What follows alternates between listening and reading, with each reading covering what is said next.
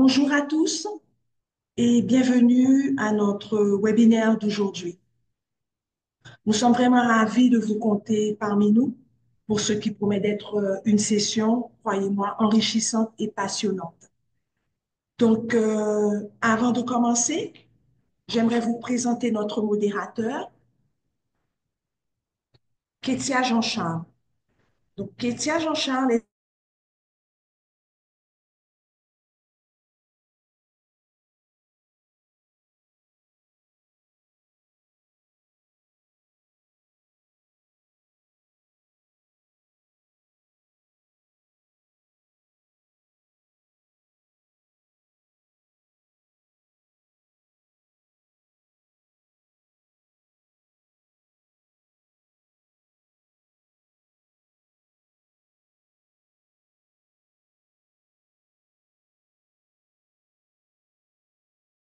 vraiment une maîtrise en leadership et administration des affaires encore à Madonna University. Donc, c'est une dame avec plus de 16 ans d'expérience qui a évolué dans différents secteurs, non gouvernemental, médical, pharmaceutique, télécommunications, microfinance et banque. Donc, nous pensons que c'est la personne adéquate pour modérer le webinaire que nous allons avoir aujourd'hui.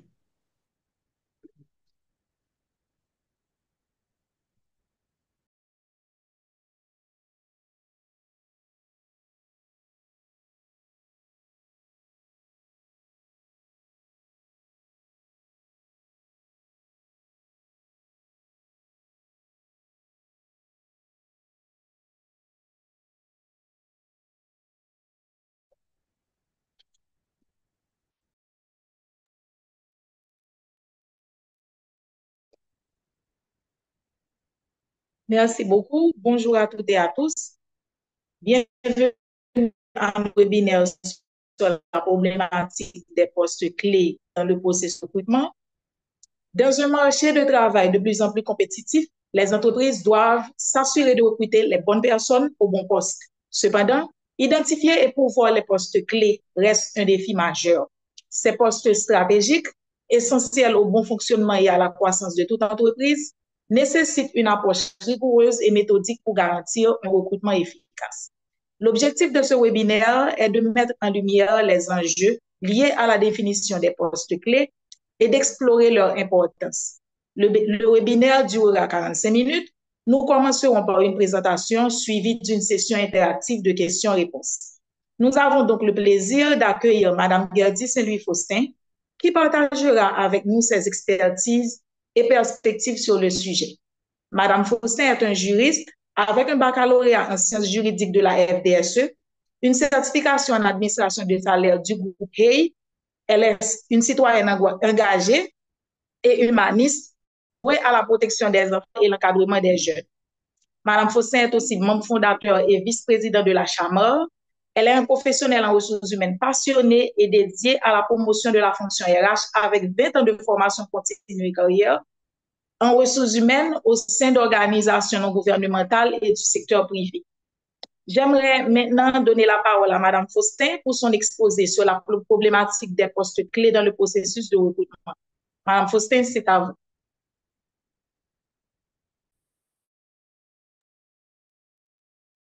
Merci beaucoup, Ketia. Merci également à Ipena et merci à ceux qui ont répondu à l'invitation de la Sofides ce matin pour participer à ce webinaire.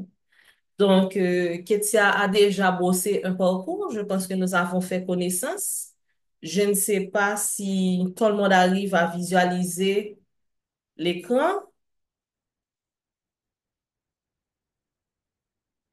Parce qu'aujourd'hui, je pense que cette rencontre est d'importance, particulièrement pour les professionnels RH et les investisseurs.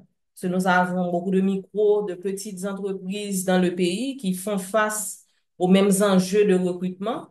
Nous parlons donc ce matin de la problématique de recrutement, de la problématique des postes clés dans le recrutement. Donc, ce sujet, je dirais, pourquoi l'aborder? Rapidement, Permettez-moi de fixer un point parce que j'ai un petit souci avec la présentation. Donnez-moi 30 minutes, 30 secondes, pardon, pour ajuster l'écran.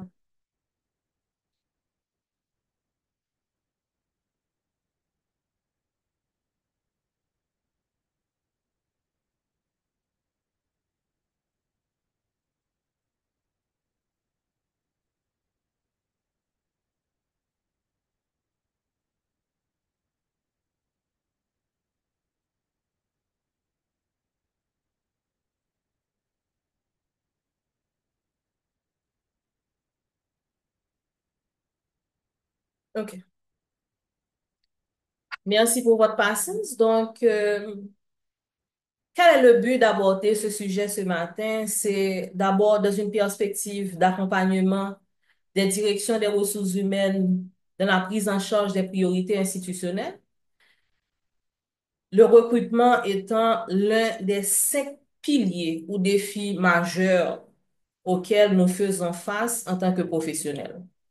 Parce que, à côté de l'incontournable turnover dans le contexte haïtien depuis tantôt 3 ans, des défis majeurs qui sont dans ce contexte-là, avec une économie particulièrement marquée des conflits sociaux, des crises sociopolitiques, de l'insécurité, où nous devons, en tant que professionnels RH, maintenir les emplois, puisqu'il s'agit sur la portée sociale ou encore RSE, une responsabilité majeure de regarder à la main-d'œuvre, de regarder au capital humain en pensant à leur famille. Sous un angle aussi où le DRH fait face à l'obligation de pouvoir gérer le climat social dans l'institution, de gérer le cadre de vie, le recrutement qui a toujours été l'un des grands challenges est encore plus problématique. Comme je le disais tout à l'heure, pourquoi aborder ce sujet? C'est pas seulement les DRH, c'est pas seulement les professionnels en ressources humaines, mais une institution aussi qui se respecte, qui envisage la continuité de ses activités, se doit de comprendre ce défi institutionnel, pas un défi RH, je dis bien, ce défi institutionnel de cerner quels sont ces postes clés et quels sont les enjeux de recrutement qui s'y attachent pour pouvoir donner les moyens nécessaires et accompagner leurs recruteurs ou encore professionnels en ressources humaines dans ces prises de décision stratégiques. Poste clé, on parle de recrutement comme défi, mais poste clé, pourquoi? Tout simplement parce que les enjeux sont de taille. De toujours, l'impact de ne pas avoir ces postes clés en place, on sait que ce sont des profils rares qui demandent de l'investissement, qu'il est absolument difficile de les remplacer.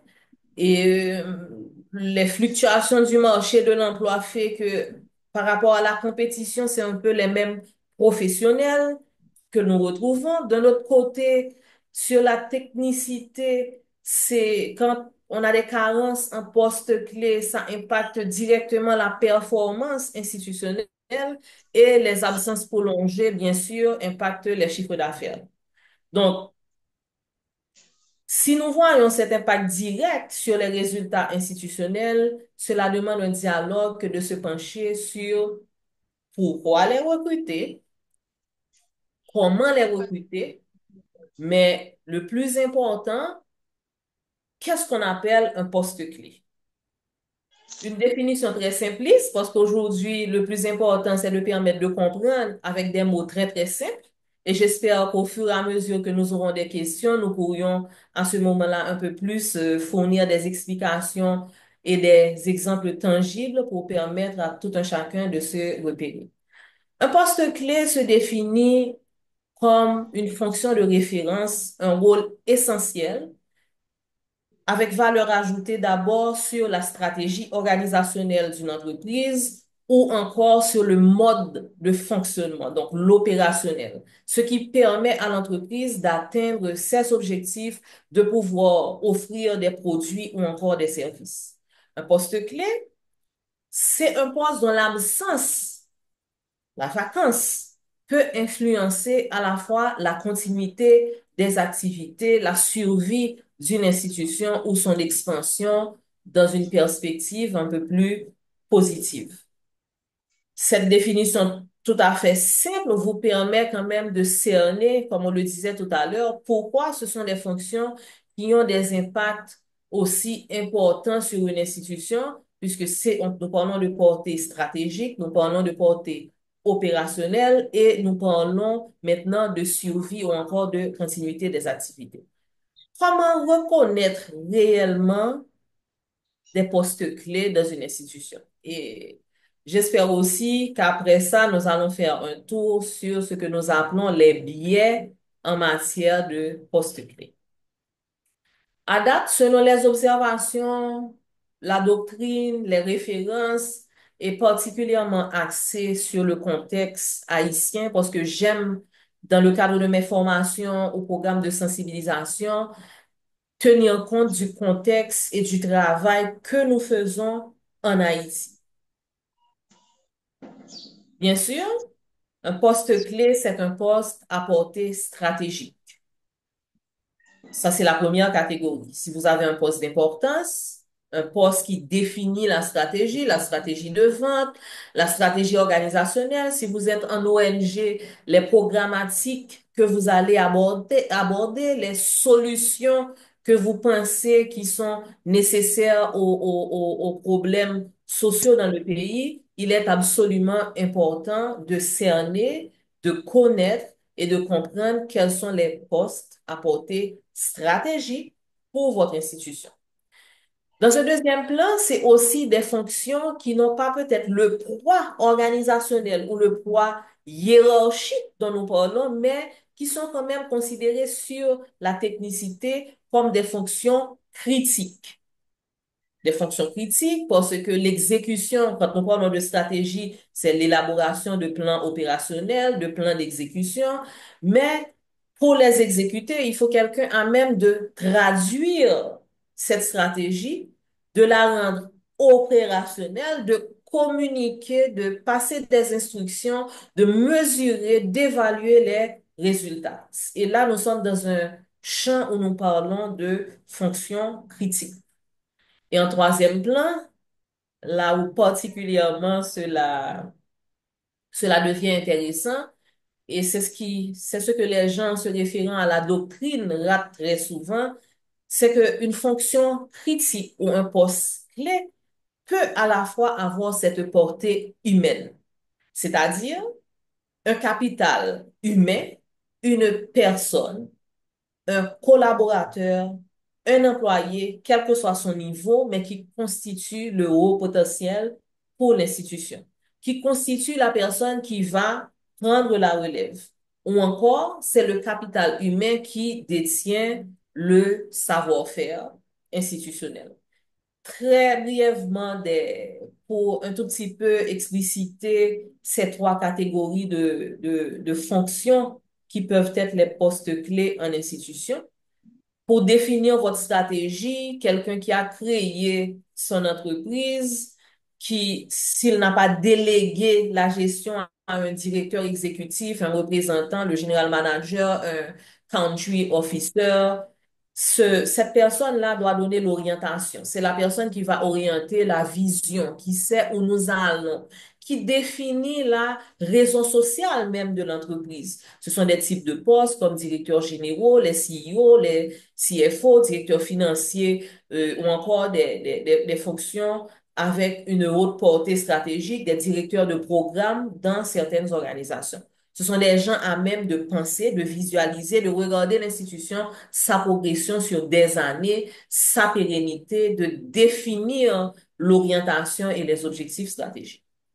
Quand nous parlions tout à l'heure de fonctions critiques, ce à quoi nous voulons faire référence, c'est par exemple dans l'exécution la personne qui connaît le terrain, la personne qui est à même de donner du sens à la stratégie, parce que être un stratège ne veut pas dire que la personne peut atteindre des résultats, peut rendre opérationnel et peut garantir le succès de l'institution. Donc, il faut des gens qui puissent traduire la stratégie en processus, en mécanisme, en action, en instruction ou encore passer des ordres, comme on le dit dans un sens plus ou moins que je n'aime pas, qui est péjoratif, on a le sens du chef, mais quand nous parlons de leadership, de passer des instructions et surtout d'orienter maintenant l'ensemble de l'organisation vers l'atteinte des objectifs. Un point extrêmement important, c'est d'identifier aussi les postes clés comme les gens qui détiennent, surtout pour les institutions qui sont bien établies, qui ont déjà fait succès dans beaucoup de cas, qui ont leur politique, qui sont assises, qui ont des normes, une culture bien établie, bien forte, qui ont construit ce qu'on appelle un savoir-faire institutionnel. Donc, quel que soit le niveau, mais si nous avons des ressources humaines qui détiennent ce savoir-faire, qui détiennent les connaissances opérationnelles sans être stratégiques, sans faire de traduction de stratégie, sans être dans les processus ou les mécanismes, ces postes d'exécution tout court peuvent quand même constituer des postes clés pour une institution. Et c'est là qu'on rate l'occasion et c'est ce point de sensibilisation que nous voulions apporter ce matin pour le public. Car très souvent, les DRH sont pressurés en fonction de leur organigramme à donner de l'importance à un recrutement parce que sur l'organigramme, c'est le poste le plus élevé avec un salaire extrêmement important. C'est le poste d'influence ou encore c'est une direction où ces postes ne peuvent pas patienter et à ce moment, on ne sait pas comment prioriser dans le processus de recrutement. Quand nous ratons cette opportunité en tant que professionnel des ressources humaines ou en tant que recruteur, le hiring manager, nous ne savons pas vraiment comment prioriser et comment gérer le temps qui est important dans la gestion d'un bon recrutement pour avoir la bonne personne à la bonne place, mais aussi au bon moment. Ça, c'est l'aspect qui manque. Dans la portée critique, très souvent, nous avons parlé d'un mot de processus. Très souvent, on rate l'opportunité de saisir surtout le temps pour combler une fonction critique et qui pourtant va créer un écart exceptionnel dans l'atteinte des objectifs. Ceci dit, sur les bilans, les états de résultats, cela va se ressentir et c'est extrêmement important de le faire.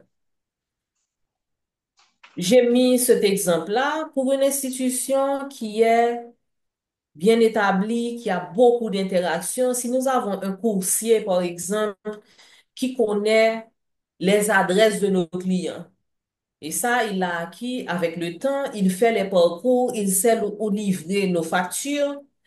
En matière de logistique, c'est un point qui va compter parce que ce coursier, il peut peut-être faire 50 clients en 3 jours parce qu'il est très habitué. Si la personne n'est pas là, si la barrière est fermée, s'il arrive après 4 heures, on le connaît. Et à ce moment, cela apporte à l'institution une certaine marge de savoir que dans le relationnel, cette personne est quand même un représentant de son institution qui est connu. C'est pas le niveau de poste, c'est vraiment la connaissance du métier. Remplacer ce coursier dans notre institution, c'est un point d'importance. Et une direction des ressources humaines ou l'institution doit pouvoir identifier quelles sont les faiblesses qui se rapprochent à cela. Et quand nous parlons de problématiques, mis à part la définition des postes clés, où parfois nous ratons l'opportunité de connaître les enjeux des différentes catégories, il est aussi extrêmement important de souligner que le plus grand des défis par rapport aux postes clés, c'est pas seulement la catégorisation, c'est de savoir comment investir dans ces postes clés, comment les gérer directement. Je viens de prendre l'exemple du courtier où ça pourrait être un responsable de marketing, un responsable de ressources humaines. Avoir cette personne à la bonne place, c'est bien, mais des fois, savoir comment construire, par exemple, des personnes backup, parce qu'on me dirait qu'un coursier, écoutez, on trouve des coursiers à n'importe quel coin de rue, mais avoir un coursier qui est courtois, qui connaît toute la logistique opérationnelle, qui connaît votre clientèle, c'est un coursier à valoriser. Un officier de payroll, nous sommes en train de parler des ressources humaines et j'ai voulu prendre l'exemple avec un poste qui est souvent mis en marge de l'organigramme, puisque c'est d'abord la fonction ressources humaines dans beaucoup d'institutions, il ne faut pas se leurrer, elle est un peu négligée, elle n'est pas bien comprise. On a notre officier de payroll qui connaît bien notre structure de paie, qui connaît les employés, même s'il n'est pas un expert en fiscalité, mais la fiscalité liée au payroll est maîtrisée par l'officier de payroll, pas obligatoirement par notre directeur financier ou le comptable le contrôleur financier. Donc, à ce moment-là, ça peut être un poste extrêmement important et il faut savoir investir quand valoriser ce poste. Nous avons parlé du niveau de, comme je l'ai dit, de carence, de recrutement, mais là, je suis à une phase où je parle de sécurisation de ces postes clés. Comment garantir la notion de rétention pour laquelle les ressources humaines reçoivent parfois beaucoup de pression, comment garantir que nous avons les bonnes personnes aux bonnes places, dans les temps impartis et avec aussi la motivation nécessaire. Donc, valoriser un poste clé est aussi important. Pouvoir identifier les potentiels, ceux qui sont des personnes backup à ces trois postes de direction stratégique ou encore fonction critique, c'est une nécessité et c'est dans ce sens-là qu'il faudra établir des matrices d'évaluation, de classification et de catégorisation maintenant sur la typologie des postes clés. Ce qui arrive fort souvent et qui constitue la base même des risques, des problèmes de ressources humaines, mais des risques institutionnels de survie, c'est parce que parfois nous manquons ou nous ne connaissons pas les méthodes d'identification des postes clés. Il y a parfois aussi un flou parce que très souvent, beaucoup d'institutions pensent qu'il faut valoriser une catégorie de postes. Donc, on prend les postes à portée stratégique et on oublie les postes qui sont maintenant importants pour les sources de backup, les sources de plans de succession. Si on ne le fait pas sur les différents niveaux, nous ratons donc l'opportunité parce qu'il y a un flou organisationnel. Notre organigramme ne nous permet pas de valoriser des fonctions clés. Et je veux parler du troisième niveau qui est quand même important. Quand nous n'avons pas les bonnes informations, nous n'avons pas la bonne définition, nous n'appréhendons pas vraiment les enjeux institutionnels, quelles sont la portée des postes clés dans notre contexte particulier et par rapport au schéma aujourd'hui haïtien, nous ne pouvons pas bien investir. On passe du temps, particulièrement en tant que professionnel RH, à chercher, je prends un exemple qui peut paraître flou, mais à chercher, par exemple, un directeur de marketing ou encore un stratège. On priorise des recrutements pour une seule direction. On investit parce que, comme je l'ai dit tout à l'heure, ces postes-là sont très rares. Cela demande quand même à ce qu'on puisse regarder les offres salariales. Et à ce moment, on ne prend pas le temps de regarder que sur tout le marché, écoutez, la vie est chère, les collaborateurs ne sont pas satisfaits et parfois beaucoup d'institutions se retrouvent dans quelle situation? Ils commencent à perdre leur première ligne de défense. Je ne vais même pas prendre l'exemple de secteur d'activité, mais on peut se retrouver pour une institution à perdre entièrement des fonctions de support, entre guillemets, qu'on pense être des fonctions de support, mais des personnes clés avec des compétences, des savoir-faire institutionnels que nous allons prendre du temps et parfois pour lesquels la formation n'est pas disponible sur le marché local. Donc, il faut pouvoir investir et c'est le rôle des ressources humaines. C'est aussi important pour un entrepreneur, un investisseur de savoir que quand j'investis dans mes ressources humaines, je ne peux pas, je dois avoir un équilibre budgétaire. De là, les ressources humaines au niveau de l'exécution devront veiller à l'équité interne, à l'équité salariale aussi pour valoriser l'ensemble des fonctions.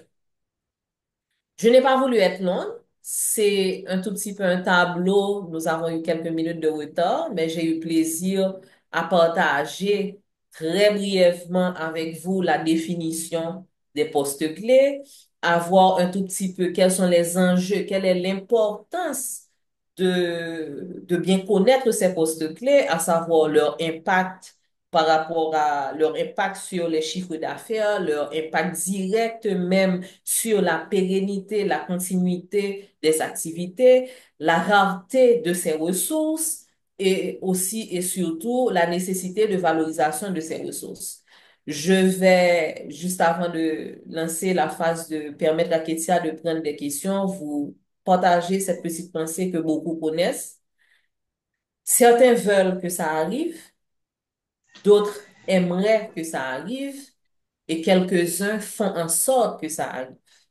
Je sais que beaucoup de professionnels en ressources humaines évoluent de nos jours dans un contexte extrêmement difficile, avec des défis majeurs et ne savent pas comment prioriser.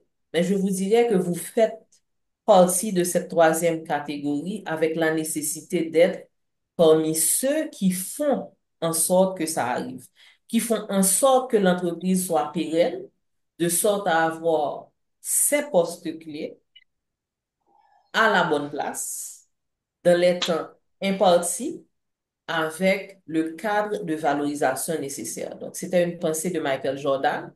Je vais m'arrêter là et je voudrais que la session soit plus interactive, ce pourquoi je te laisse, Ketia, prendre le relais. Merci. Nous remercions Madame Faustin pour ces précieuses perspectives qui nous donnent matière à réflexion sur la problématique des postes clés dans le processus de recrutement. Maintenant, nous vous invitons à poser vos questions dans le chat ou à prendre directement la parole. En activant votre micro, ça va me permettre de voir qu'il y a des questions et de vous donner la parole pour poser vos questions.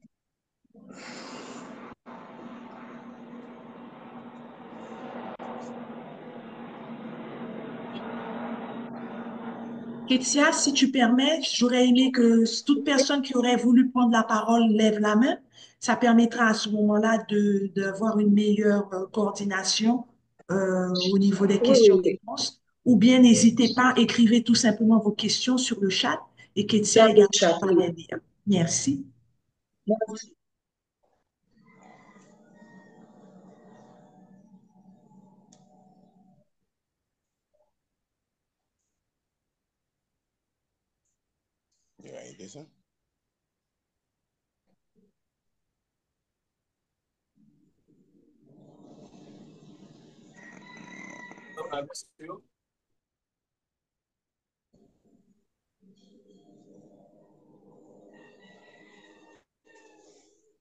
Je ne vois pas encore de main levée.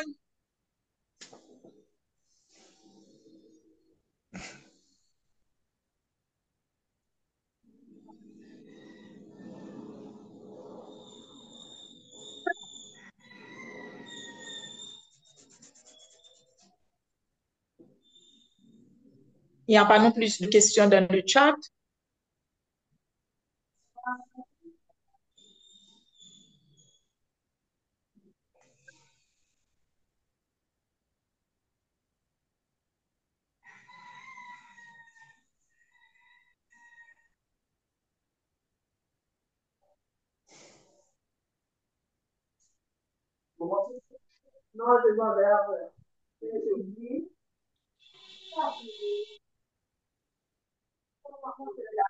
Eh bien, pourquoi ne pas continuer à avancer? Je vérifie pour être sûr que je n'ai rien manqué. Eh bien, d'accord. Oui, c'est bon.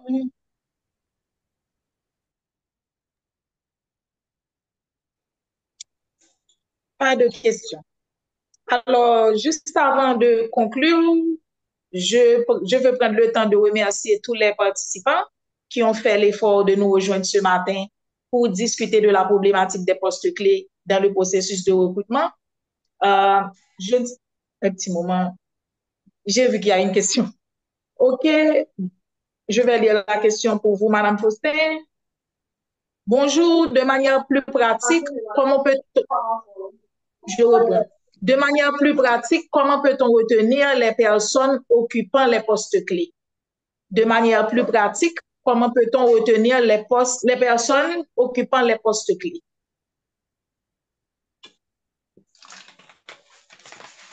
Merci, Ketia. Merci à Madame Saint-Ville pour sa question. De manière pratique, la réponse que je vais donner a un cadre très général.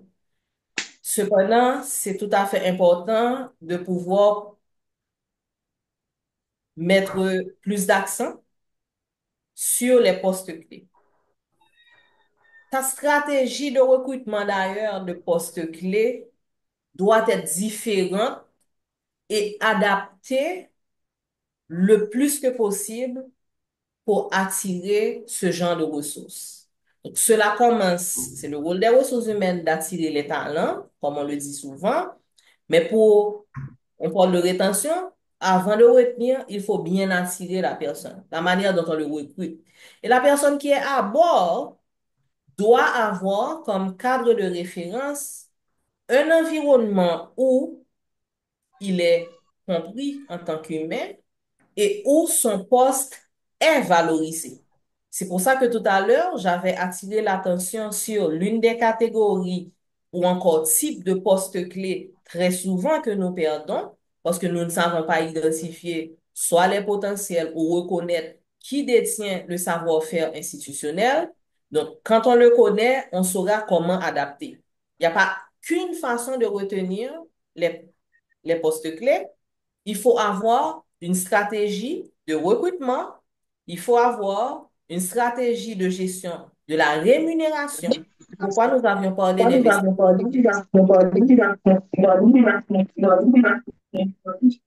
Malheureusement, nous avons un micro ouvert avec un background. Donc, le plus important sur la rétention, ce sera de savoir comment maintenir le dialogue, comme dans un couple, comme au premier jour, pour valoriser le travail du talent qu'on avait recruté et qui est devenu une personne extrêmement importante ou un poste essentiel. Et pour le retenir, avoir la stratégie, comme je l'ai dit, de recrutement, de distribution ou encore d'administration des salaires, de la rémunération, mais aussi et surtout de valorisation du poste. La valorisation, la motivation d'un poste n'est pas que le salaire. Donc, pour retenir un poste clé, il faut avoir la démarche appropriée. Et ça, c'est l'un des enjeux ressources humaines en général. Je ne sais pas si la personne a écouté la réponse, si elle est satisfaite. Madame Saint-Ville, elle a dit que je vous remercie, Madame Faustin. Ça veut dire qu'elle est satisfaite de la réponse. Pas d'autres questions? Il y a OK, Monsieur une autre Villeneuve, question? s'il y a une question, Oui, vous pouvez oui, lever oui, direct. oui. Oui, Un je veux prendre moment, la j'ai parole. une question. OK, allez-y, Je, je allez-y. peux? Oui, Oui. oui, Bonjour, Madame allez-y. Faustin. Bonjour, Madame Faustin. Oui, Et bonjour, dans Monsieur une- Villeneuve. vous me recevez? Oui, dans une entreprise, je sais qu'il y a beaucoup de postes, des postes clés, mais est-ce que le comptable n'est pas plus important dans l'entreprise? Vous Merci avez entendu beaucoup. la question? Oui, oui. OK. Merci beaucoup, Monsieur Villeneuve. Ça nous permet vraiment, parce que j'ai voulu avoir des slides qui étaient légers et de faire la conversation. C'est le Mhm. biais de recrutement dans lequel ni les DRH, ni les entrepreneurs ou encore les institutions ne doivent pas tomber. OK? Identifier les postes clés, ce n'est pas de mettre un titre en avant. Aujourd'hui, je vais vous dire, un poste clé, peut-être sur les deux niveaux que j'ai donnés.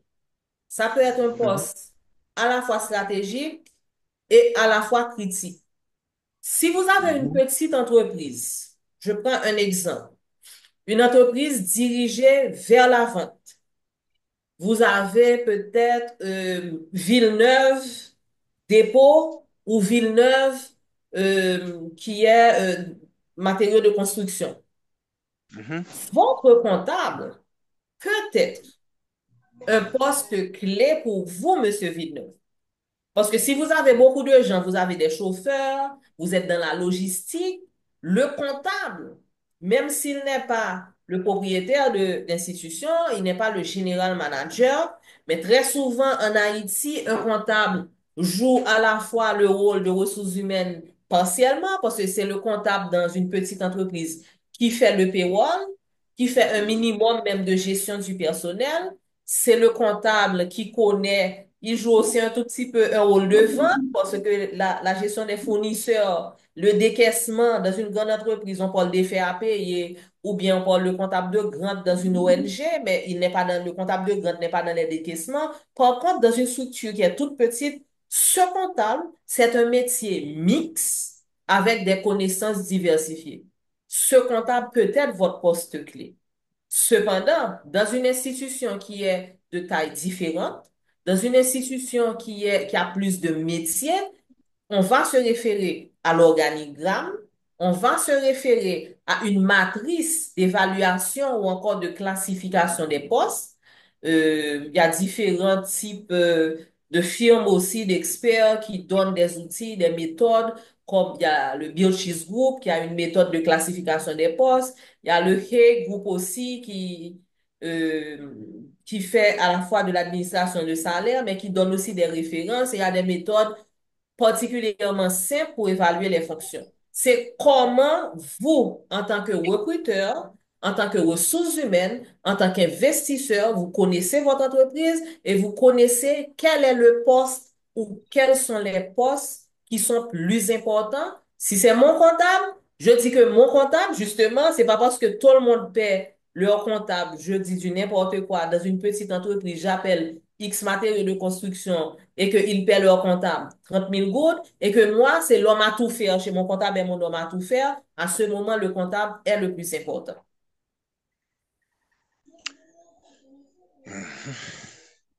Je ne sais pas si c'est C'est clair. clair?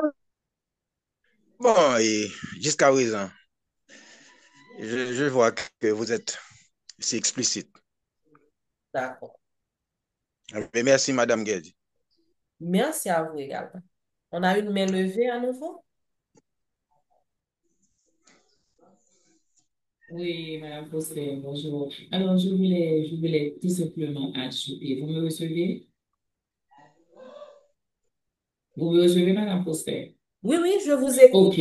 Alors, c'est par rapport à ce que vous venez de dire. Donc, j'aimerais ajouter pour l'évaluation et l'identification des postes clés doit se faire de façon objective. Parce que parfois, on a tendance à identifier des postes clés, comme vous venez de me dire, comme des postes de direction, tout ça, mais prenons par exemple une institution de microfinance, un officier de crédit, et dans l'organigramme, il ne se trouve pas au même niveau que le responsable de crédit, qu'un directeur de crédit, mais cependant, c'est un poste clé. Donc, comptable, RH, quel que soit le poste, je pense qu'on doit être très objectif. Parce que certaines fois, ça arrive, la personne se considère comme étant quelqu'un de très important pour la compagnie ou l'institution, tandis que d'autres postes sont minimisés. Mais comme vous venez de le dire dans votre exposé, on doit être très objectif pour identifier les postes clés. Parce que même un manutentionnaire peut être un poste clé, dépendamment de son honnêteté. S'il est quelqu'un qui est honnête, qui fait bien son travail, il ne vole pas, ça peut être un poste clé. Trouver quelqu'un pour le remplacer peut être difficile. Donc, moi, je peux ajouter, on doit être très objectif. Pas de sentiment, il n'y a pas de sentiment ou bien de surestimation de soi-même pour identifier les postes clés. Cela doit se faire de façon objective en regardant la compagnie et les différents postes. Si je perds telle ou telle personne, quel impact que ça va avoir sur la compagnie? C'est ce que je voulais ajouter. Je vous remercie. Parfait, vous avez fait un excellent point, Madame Saint-Ville, et ce que j'ajouterais encore, il faut des outils pour identifier les postes. C'est en fonction du contexte de votre institution. C'est pas l'influence, c'est pas seulement d'écouter, je dis, hein, Big Boss nan vini, et puis il dit, depuis tant date, directeur, directeur vote moi par là, c'est parce qui pi important pour moi, et puis, ou bien c'est département qui pi important pour moi, comme je l'ai dit, c'est le challenge très souvent en matière de recrutement. Puisque c'est le big boss qui l'a dit, puisque c'est le département qui apporte à manger dans l'institution, vous avez pris l'exemple tout à l'heure, Madame Saint-Ville, de l'officier de crédit, je me concentre en tant que ressources humaines, je délègue tous les autres postes à mon officier ou à mon chargé qui vient d'arriver, je me concentre en tant que ressources humaines seulement sur les niveaux de poste de mes hauts cadres, de mes directeurs, et puis je néglige, je laisse à l'assistante ou bien à l'officier aux ressources humaines de gérer tout ce qui est au bas de l'organigramme. Non, cela ne se passe pas comme ça. Parfois, on peut avoir un poste qui a une fonction support, je le redis encore, mais il faut le recruter dans 3 jours. Parce que s'il y a cette carence-là, les marchandises ne seront pas délivrées, etc. L'officier peut ne pas être suffisamment pourvu, ne pas avoir toutes les ressources nécessaires. À ce moment, c'est là qu'il faut s'arrêter et se dire, je viens en backup en tant que directeur des ressources humaines, en tant qu'investisseur, je fais des appels. Donc, j'élargis les sources de recrutement pour mon poste clé et puis je vais recruter ce chauffeur, ce distributeur, cet officier de crédit qui est aussi important. Je ne dis pas plus important, mais je dirais qui est aussi important que d'autres postes clés dans l'institution. Je crois que dans le chat, Ketia, il y a plusieurs questions. Je te laisse m'aider. Oui, oui, alors j'avais un problème de connexion, j'ai manqué une question, mais là je vois la question de Marlange. Un poste peut-il cesser d'être clé avec le temps? Et si oui, quels indicateurs peuvent nous alerter de ce changement? Hmm. Voilà un excellent point et c'est pour ça que j'aime les interactions. Merci, ça c'est la question presque à 1 million de dollars, madame. Je parlais de l'importance d'avoir des outils, un outil qui est fiable, une matrice, surtout pour évaluer et classifier les postes clés. Cet outil peut être stable, mais les informations à l'intérieur évoluent avec le temps.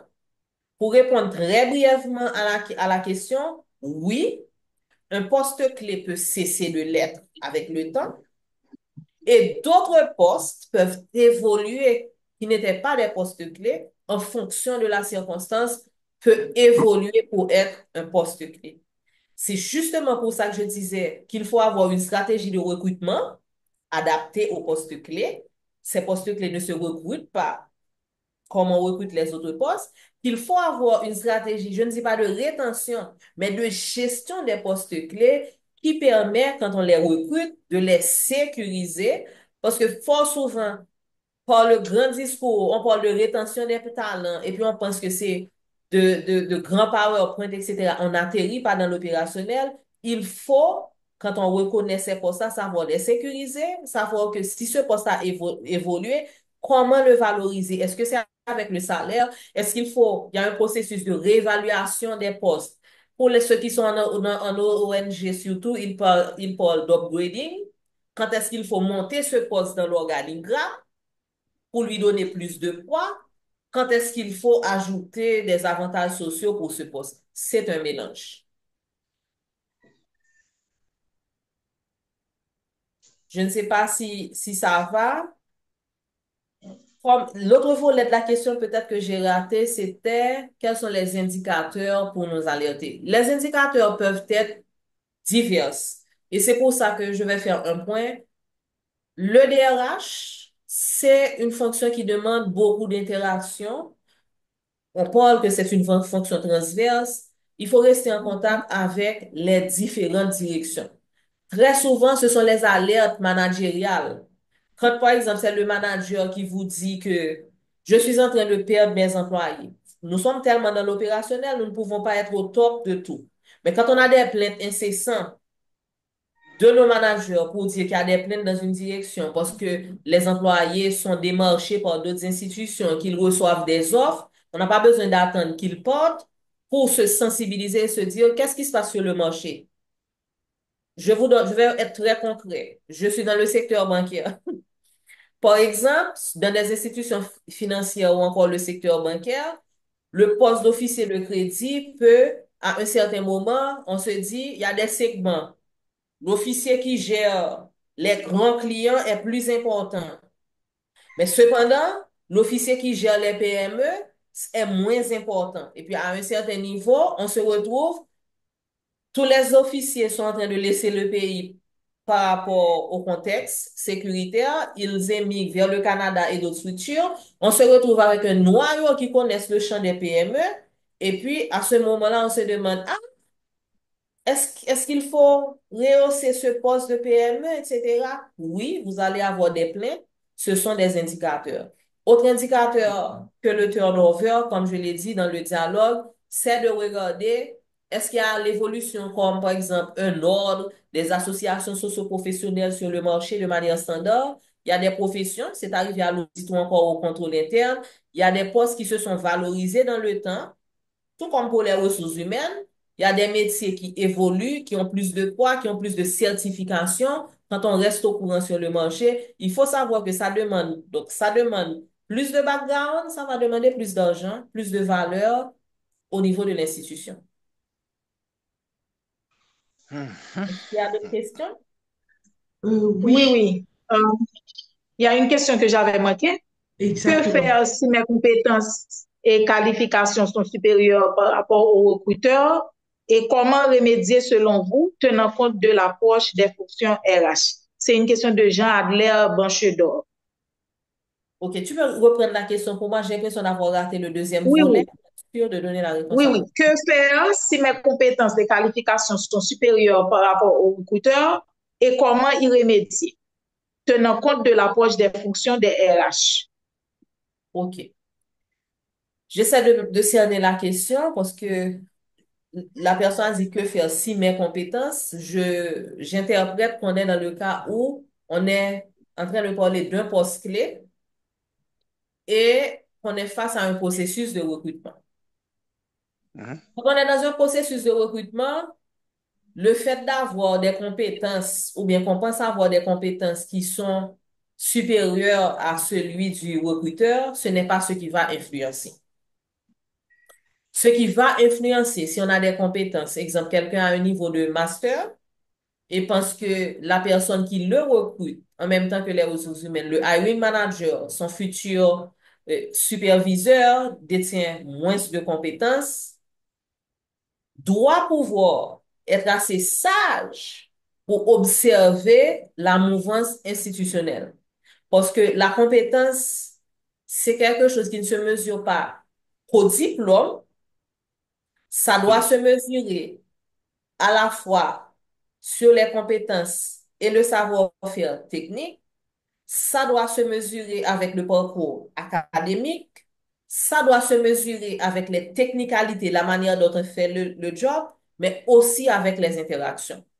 On peut avoir trois de ces quatre aspects-là qui sont supérieurs, on pense à celui du recruteur, mais si dans l'institution, on n'est pas encore accepté, on n'est pas encore connu, on peut avoir des éléments bloquants pour faire valoir sa position comme étant un poste clé. Je ne sais pas si ça répond parce que j'ai fait une interprétation malheureusement du moi et pour le mettre dans un contexte de recrutement. Donc, si on est au sein d'une institution et qu'on pense que on détient plus de compétences que le recruteur, il faut faire, c'est dans l'action, c'est dans le feu de l'action qu'on peut mesurer les résultats. Ça ne garantit pas. Plus de compétences ne garantit pas obligatoirement ou systématiquement la valeur d'un poste. Comme on le dit, c'est sur le champ de bataille qu'on va gagner ces épaulettes. Je ne sais pas si ça répond à la question de la personne ou s'il y a une décision qui est nécessaire.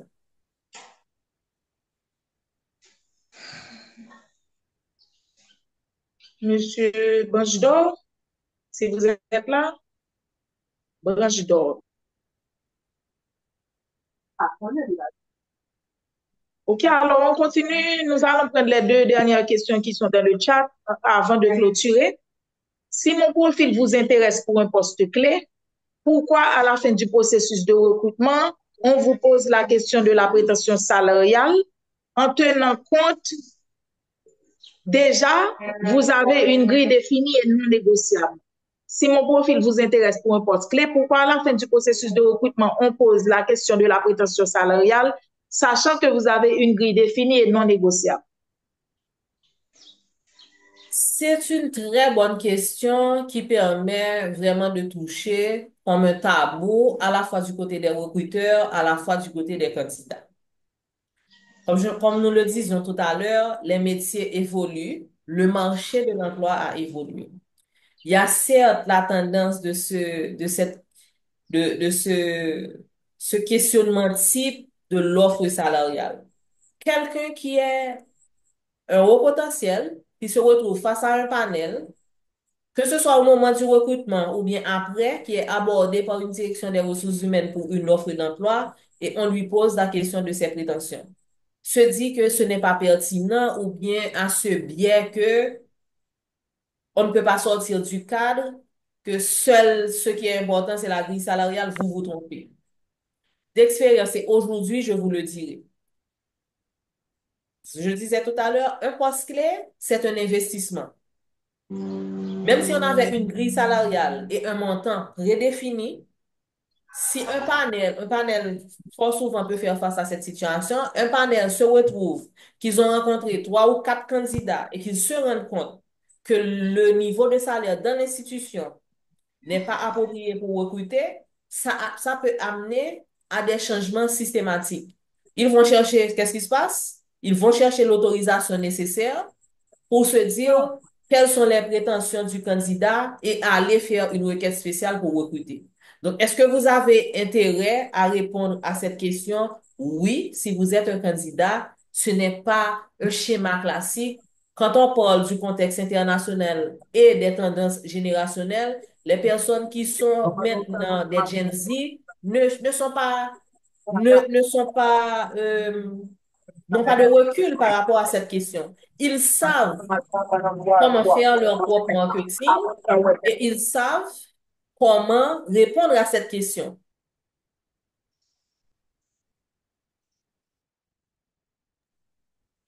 Désolé, le micro était fermé et j'ai répondu à la question. Donc, très brièvement, je vais répondre. La personne qui est du côté du panel en tant que candidat, qui pense, est-ce que cette question est d'importance ou bien est-ce que l'entreprise ou le DRH est en train de fuir ses responsabilités pour ne pas payer le poste? Vous pouvez vous tromper parce que ce qui arrive pendant le moment du recrutement, des changements institutionnels peuvent se faire. J'ai donné l'exemple pour dire que si l'entreprise ou bien le hiring manager avec la DRH se rendent compte qu'ils ont rencontré des candidats et que le salaire, le niveau de salaire, leur budget ne leur permettait pas de recruter, il est possible qu'ils aillent prendre une autorisation spéciale pour recruter pour le poste, parce que le poste est important. Donc, partager vos attentes sera important pour faire évoluer la grille salariale. Et c'est une chose actuellement qui se fait tous les jours. De l'autre côté, c'est valable pour les DRH. Tout à l'heure, est-ce qu'un poste clé peut changer de catégorie, ne plus l'être? Et je Oui, disais oui. aussi, est-ce qu'un poste pouvait ne pas être un poste clé, le devenir? Quand on est dans un processus de recrutement et que justement, on essaie de chercher un profil qu'on pensait dans le temps qui était simple à recruter, mais pour lequel nous nous rendons compte qu'en fait de salaire, le marché a évolué et que toutes les autres institutions sont en train de payer plus, c'est le moment. On ne va pas attendre 1 an pour avoir un nouveau budget. On ne va pas attendre 2 ans pour mettre en place un programme de rétention, un programme de recrutement, avoir tout un salaire. il faut avoir la flexibilité nécessaire de faire un simple rapport de recrutement, mais avec un constat pour dire nous avons eu 200 CV, nous avons eu 11 candidats, on a relancé le poste à 3 reprises, on n'a pas pu le combler parce que nos salaires sont trop bas. Et à ce moment, le changement va venir. Je ne sais pas si ça répond à la question pour la personne. Oui, nous allons avancer avec la dernière question. Quelles actions concrètes un employé peut-il entreprendre pour faire évoluer son poste et le maintenir comme un poste clé? Quelles actions concrètes un employé peut-il entreprendre pour faire évoluer son poste et le maintenir comme un poste clé? Et pendant que tu étais en train de répondre à l'autre question, une personne a fait une question que je vais te permettre aussi de répondre, à laquelle je vais te permettre aussi de répondre. Est-ce que parler de son attente salariale ne serait pas un moyen de se faire écarter du processus parfois? OK. Donc, la question la plus simple, la deuxième, non. Le salaire n'est plus un tabou. Le salaire, c'est une réalité. De nos jours, les plus jeunes, ils vous demandent voilà leur niveau de salaire. Ce qui leur intéresse, c'est pas l'offre de l'entreprise. Ce n'est pas un tabou et ça ne doit pas l'être. Et les complexes peut-être de certains DRH de ne pas parler de salaire lors de la première entretien, sachez que en matière de recrutement, vous faites des pre-screens. Au contraire, n'allez pas faire perdre son temps à un exécutif, à un directeur, si vous ne savez pas déjà quelles sont les attentes. Dans les pre-screens déjà, je vous conseille de sonder les attentes du candidat, de ne pas rester strict. On ne peut pas être certain que notre grille salariale nous permet d'attirer le talent. La deuxième, ou encore la première question, elle est un peu plus complexe. Allons voir. Reprends un tout petit peu pour moi, Ketsia. Je Quelles vais essayer. actions concrètes un employé Voilà. peut-il entreprendre pour faire évoluer son poste et le maintenir comme un poste clé? OK, c'était le maintien que j'avais raté. Quand on est un professionnel tout court et qu'on veut garantir sa carrière, il faut que l'on évolue avec le temps. J'ai pris l'exemple tout à l'heure de la fonction contrôle interne ou de l'audit. Ce sont des métiers de nos jours qui se pratiquent avec des standards différents que c'était dans le temps. Ces métiers, il y a une certaine professionnalisation qui est en cours. Ces métiers ont évolué et se sont spécialisés. Avant, quand on parlait de contrôle interne, on voyait tout simplement un contrôle a priori. Pour certaines institutions, dépendamment de l'institution, la direction de contrôle interne peut avoir deux champs distincts. Dans des ONG, vous avez le contrôle interne, vous avez aussi la notion de conformité. Quand je prends cette notion, les métiers de conformité ont des spécialisations et des sous-spécialisations. L'audit développe aussi des spécialisations. Aujourd'hui, beaucoup d'institutions parlent d'audit technologique, par exemple.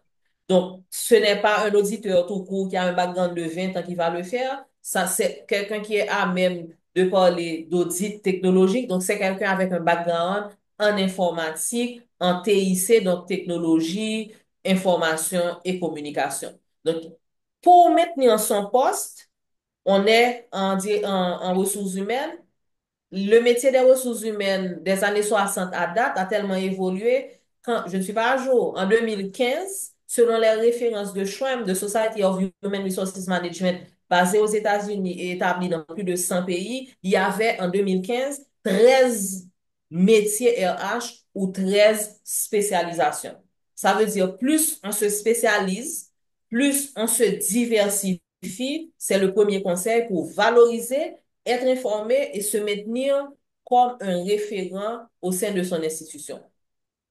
L'autre champ, c'est la polyvalence. Vous n'allez pas tout faire, mais le professionnel qui veut être d'actualité doit avoir une culture générale et comprendre les enjeux de son institution.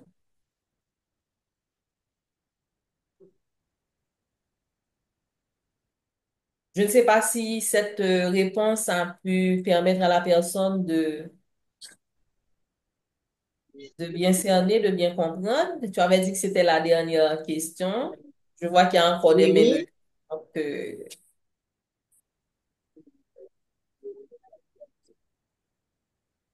Nous ne voulons pas déborder sur le temps. Il est 10h38. Est-ce que IPENA, on prend peut-être, je vois, une main levée, on prend encore une question?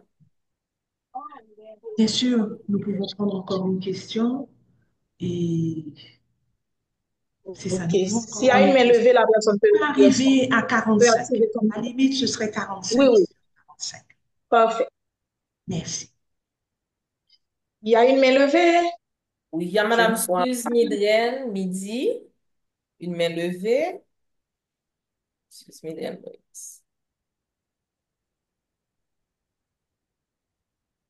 Suze Midren Moïse. Vous avez une question?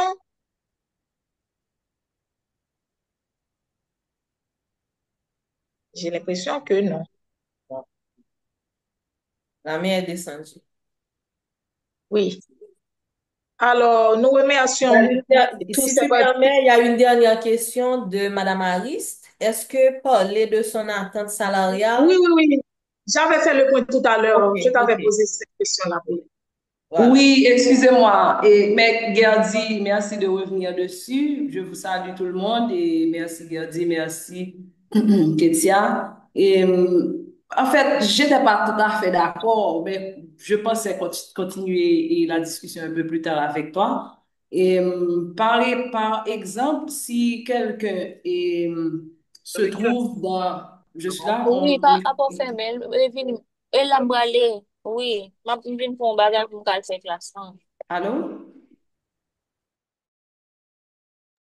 Allô? Oui, oui. Ah, ok. Allez-y. Je voudrais, par rapport à la question de tout à l'heure, Gerdy avait tenu de répondre, mais je voudrais euh, donner un exemple pour mieux contextualiser la question. Et quelqu'un qui aurait un salaire qui tourne autour de 5 000 $ par exemple, et quelle que soit la devise, et qui se retrouve dans un entretien où on lui demande de parler de son attente salariale et la personne pourrait citer et nominer le dernier salaire qu'elle avait. Maintenant, tenant compte que cette institution dispose seulement de 2 fois moins. C'est dans ce sens que tout à l'heure, je voulais dire, est-ce que ce ne serait pas une raison de disqualifier cette personne si l'entreprise ne dispose, ne se voit pas comme une entreprise qui ira monter et faire diligence pour élever la position, etc. Parce que toujours, c'est pas toujours possible de faire si la position n'est pas une position clé, etc. C'est pas toujours nécessaire d'aller faire diligence, de chercher à augmenter et le montant sur la position, etc. Bon, c'était ça mon point. OK. Ton point me permet de réitérer encore, Manouchka, la notion de poste clé. C'est la différence maintenant par rapport à l'offre salariale, c'est de savoir pour l'institution, un poste est clé parce qu'il est dans un contexte, parce qu'il répond à un besoin pour une personne morale dans un secteur d'activité. C'est pas le chiffre. Et c'est la dernière question, je vais vraiment statuer là-dessus. Le fait qu'un candidat, par rapport à son parcours, je vais prendre un exemple, un vécu RH est partagé avec vous. Quand on est dans le secteur médical ou bien dans une ONG, on prend la profession médicale. On prend le poste d'infirmière ou d'infirmier. Donc, on va recruter un personnel médical qui va travailler comme infirmière de ligne ou bien tout autre type de spécialisation, une infirmière spécialisée, hygiéniste, etc. On est dans une ONG, on peut avoir plus de latitude, puisque ce sont des subventions, que ce sont des personnels formés, la personne peut avoir un parcours et avoir un niveau de salaire qui est plus élevé. Mais cette personne-là se retrouve, nous parlons de notre contexte haïtien, où beaucoup d'ONG ne sont plus subventionnées. C'était une infirmière qui était spécialisée dans un programme financé contre le VIH-Sida. Il n'y a plus de travail, il va passer un entretien à X hôpital de la place ou polyclinique de la place. Ces compétences sont adaptées, l'institution n'est plus de la même taille, le poste n'a plus la même envergure un tout petit peu. Ce poste peut ne pas correspondre au profil de la personne et être, entre guillemets, moins valorisé parce que le poste est selon les moyens de l'institution, mais cependant, ce n'est pas une erreur de partager son parcours salarial et de dire que je gagne X ou Y montant. Il revient à la personne en tant que candidat de faire un choix. C'est pourquoi l'approche des ressources humaines de dire à quelqu'un de fixer une braquette, elle est importante et elle est d'actualité. On peut dire quel est le minimum pour lequel on peut travailler. Parce que quelqu'un qui touche 5 000 $, au lieu de rester chez elle, peut accepter un poste de 4 000 ou de 4 500. Mais il sait que je ne vais pas aller en dessous de 3 500, de 4 000. Une institution maintenant qui a besoin de recruter une infirmière, il sait que si je prends des infirmières qui ont un parcours avec des centres de santé, je ne vais pas dépasser 50 000 gouttes. Cependant, si je prends une infirmière qui a travaillé toute sa vie dans beaucoup d'ONG que nous connaissons, qui ont des programmes de santé, ce sont des infirmières qui travaillaient à 75 000 gouttes. Je prends des exemples, hein, qui travaillaient à 75 000 gouttes. Il saura dans l'institution apprend, la DRH saura si je veux me positionner pour être un tout petit peu au-dessus, c'est pas l'avantage du candidat, mais pour être au-dessus de la moyenne du marché, concilier mon poste d'infirmière sur le marché, à la fois pour mon secteur d'activité et le secteur des ONG, je vais le mettre à 60 000 gouttes et recruter les infirmières, entre guillemets, les plus expérimentées avec un background administratif aussi, qui aura peut-être un apport sur le volet administratif, parce que je prenais un directeur médical pour faire un aspect administratif, mais je prends des infirmières qui font la base et j'essaie de trouver la valeur ajoutée de cette infirmière. Donc, je voulais contextualiser pour toi ma réponse basée sur les échanges, les observations et l'expérience Manouchka. Ce tabou de ne pas parler de salaire, même si on n'est pas retenu pour un poste, c'est plus important de dire ses prétentions parce que se retrouver aussi pour un candidat dans une entreprise où tu n'as pas la même valeur, tu vas être frustré. C'est pas parce qu'on te donne, si on te donne pas le salaire, tu ne vas pas accepter le poste. Donc, la sincérité, la transparence est mieux dans un processus de recrutement. Merci beaucoup, Gerdy. C'est bon maintenant. Merci. Ok. Ok, merci à tous pour ces questions enrichissantes et nous voulons vous confirmer que l'enregistrement sera disponible sur le site de Sofides à partir de la semaine prochaine, www.sofides.com. Avant de clôturer, un dernier mot, Madame Faustin? Bon, avant de clôturer, je vais demander peut-être à Ipena de projeter pour nous la maquette de la prochaine formation, parce que le but de cet échange, c'est aussi pour laisser une invitation à la prochaine formation qui sera de un tout petit peu. Moi, je vais vous dire que c'est recruter efficacement les postes clés. Donc, nous avions lancé maîtriser le recrutement des postes clés et nous avons aussi pensé à réadapter parce que ce que je compte apporter comme plus à nos modules de formation, c'est de permettre au public d'avoir le vécu haïtien, l'adaptation maintenant de ce que nous avons comme repère à ce qui se passe dans notre pays. Donc, la maquette est là, l'enregistrement sera disponible. Vous êtes cordialement invités très bientôt à participer à ce module qui sera animé par Gerdy Saint-Louis Faustin, passionné des ressources humaines, votre serviteur.